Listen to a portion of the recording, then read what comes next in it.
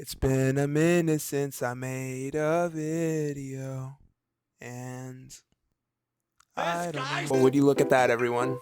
I'm actually going to post on my YouTube channel, and I said I was going to post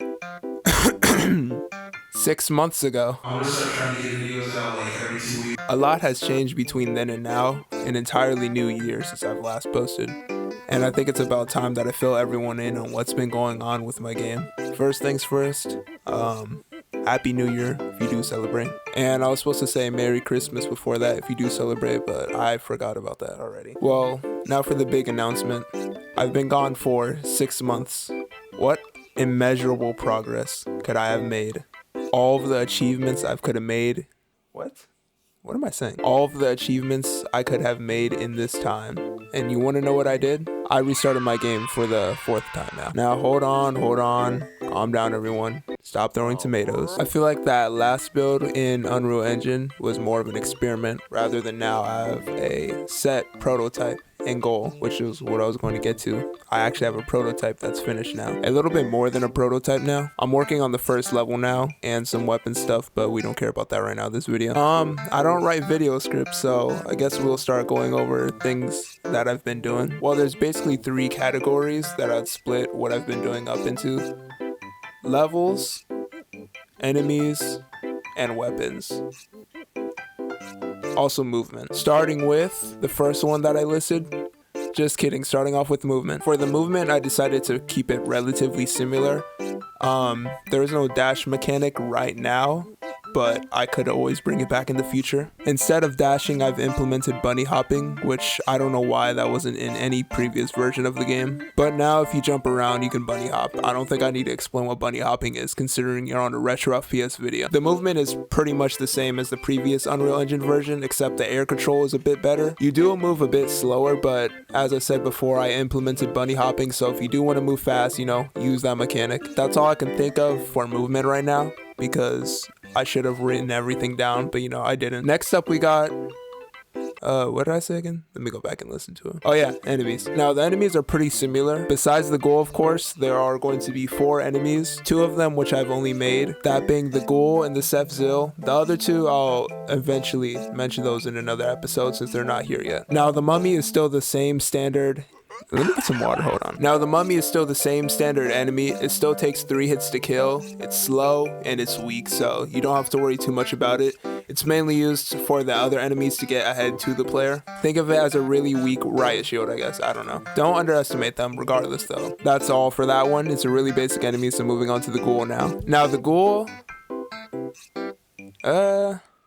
I forgot what I was going to say. Now, the ghoul is a weak enemy. It only takes 2 hits to kill with the current weapons of the game. But the ghoul is also really fast and dangerous in hordes, and also has another ability. It can kind of wall jump, as in every couple seconds, it will leap to the nearest wall to disorient the player, then it will leap back towards the player and keep attacking it. So it won't really pose a threat individually, but grouped up in a horde, I think, you get the idea. Last but not least for this video, we have the SEPH'ZIL. Now, the SEPH'ZIL went through a...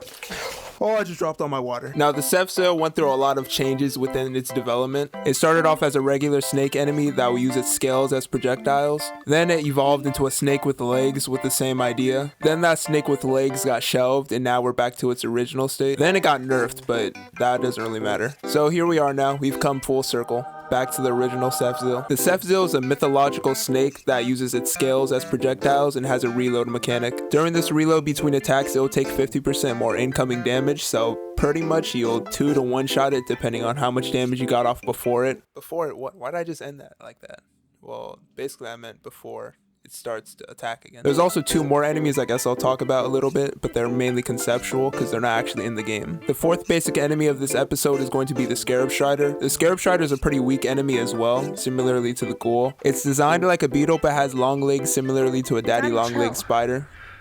What the hell is even that? So it's kind of a hybrid between the 2. Now the SCARAB beetle won't just try to go up and attack you. It would actually shoot a web at you first that will slow the player down. Then after slowing the player down, it will go in for an attack and then retreat afterwards. But during this time, the player can chop the web and then attack the beetle once it tries to attack the player. So it's a pretty weird enemy I'm still working on, but I think it's pretty cool. There's also the LISPH, or I think that's how I pronounced it. I forgot. The LISPH is a weird lizard enemy that doesn't attack the player directly. but it will buff other enemies around itself and buff itself. So they'll have like a shield. And you know, with the support, like it's League of Legends, enemies will be way harder to kill. So you wanna, you know, take out the support, then kill them, like their ADCs or something like that. I deleted that game. Why am I talking about? Daddy, chill. But yeah, that's that enemy. That's also conceptual, so it's not 100% confirmed, but it probably will come into the game. The weapons right now are just the traditional sword, of course. And then you have the staff as well, which is a pretty weak weapon. So you want to swap out between the staff and the sword a lot. The staff is a pretty standard hit scan weapon, but on its third shot, it will do a reload mechanic, but that final shot, it will also do ×2 damage. So it's like a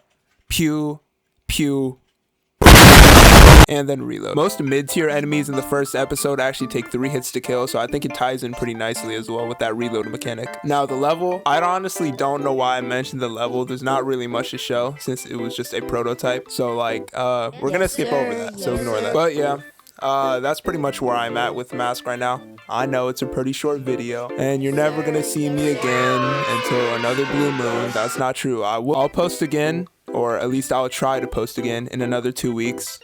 We'll see how that works out, I guess. I don't know. Now, everyone, I did this for you. I reinstalled Valorant just to get a final clip.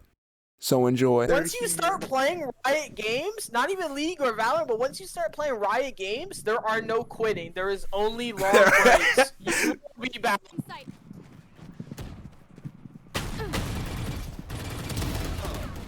One enemy remaining. Spike down, C. Dude, I'm free! And I got the last kill of the match. Anyways, I'm still bad at outros, so I don't know. Goodbye.